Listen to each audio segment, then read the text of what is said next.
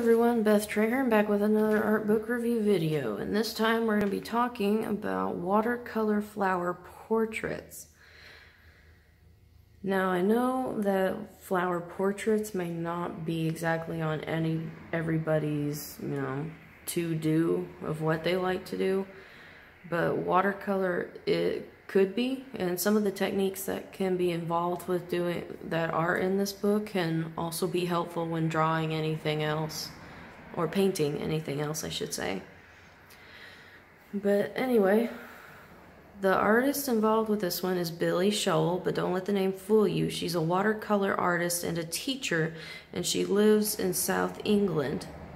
What I liked about her book is she has a good use of examples and illustrations, but you really have to read to get what you can out of the lesson, what you are going to learn in the lesson, because she's not going to give it to you like right off the bat. You have to actually, go through it and read it in order to get it. Kind of like an underlying storyline or something, like a secret message type thing. It's not really that difficult, but if you are more of a skimmer than a reader, you're probably not going to get a lot out of it. But what I found kind of odd about it, now don't get me wrong, it is a good book and it's really neat because her stuff is so freaking realistic. It's just that she kind of goes a little bit out of order on the way she put this book, on the way this book was put together. But you'll see what I mean in a little bit. So we'll go ahead and get into it. This is a hardback, but I'm pretty sure they have them in paperback too. Now here's, of course, first chapter is going to be about what you need. She goes over a list of materials of what's needed, from the pencils to the paints. And she actually does not use a wide variety of paintbrushes. I was kind of surprised. She only uses like maybe 3 or 4 at the most. And then drawing. She talks about when you draw to really study your subject. Like I said, flower portraits may not be your exact thing, but I think knowing how to do them can really help you with getting and obtaining an eye for details that most people wouldn't have. But she mentions like studying your subject and how it works, but first start by being able to break it down into basic shapes. Take care of the composition and how the subject's arranged, and learn how to work with negative space. And this book, although it's a little bit bigger, for some reason it does not have chapters, so I kind of had to break it down by topics, so bear with me on it if it gets confusing. This one I'm talking about color. Her advice on this one was keep it simple and experiment as much as possible. Learn how to mix colors and learn primary, secondaries, and complementary colors. That I all agree with to a point. If you're just starting out, keeping it simple and experimenting as much as possible, I totally agree with. But if you're somebody like me who has played with watercolors before, personally, I prefer a wide array of colors in my color palette. That way it saves me time from having to mix colors. Because to me, it just seems like I waste more time trying to mix colors than as if I just have that color on hand already. But like I said, that's just me personally. That is a personal opinion and is not meant to override any other.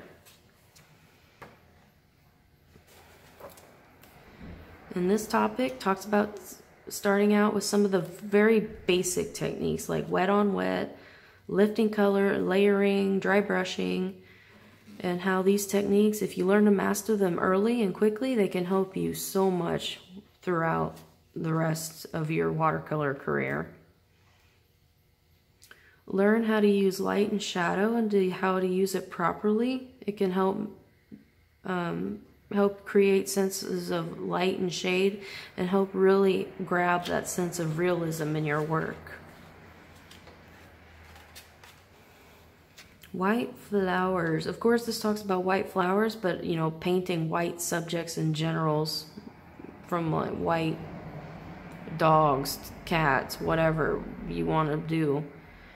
And learn how to doing that subtle shading can be very difficult, but she does go into that, and that is helpful. And this one's learning how to paint in detail. Learn how to paint and study different details. Like I said, this is of flowers, so you learn from the stamens, the veins, textures, markings, etc. She emphasizes paint what you see, not what you want to see. And sometimes that can be a lot more difficult than you would think. Like this phrase goes, a lot easier said than done, especially when you get so involved in a piece. You can overlook that sometimes. Okay, and this one's painting leaves and details. Apply different techniques that you've learned up to this point of how to paint and apply color, of course, specifically about leaves, but it can apply to other things that can have the same effect. You know, learn the veining, the leaf. Another technique she uses is leaf rubbing and learning how to paint stems and leaves, large and small. And this is what I mean by being a little bit backwards, is that she talked about composition with like in the first couple of topics, but does not go into composition until like the last bit of the book. And I thought that was kind of odd. Usually if you're going to talk about that, you would put that first and then examples of composition. But anyway, that's just me. But like I said, she still put it in there, so it's still good. But she goes into like what can create good learning what can create good composition. Consider the composition your piece will and should have. You know, putting the pieces all together. Is it going to look good? Is it going to fit in a frame? How are you going to put it? And she also puts like good examples of good composition. She also has examples of things to and not to do, which I thought was really good. And then the rest of the book is mostly projects and stuff that you can do personally, where she goes step by step by step on how she does every little detail, every little thing, which I thought was really neat and really cool to see that process in action. And just watching it is like mind-boggling, because just reading about it, it was almost tiring.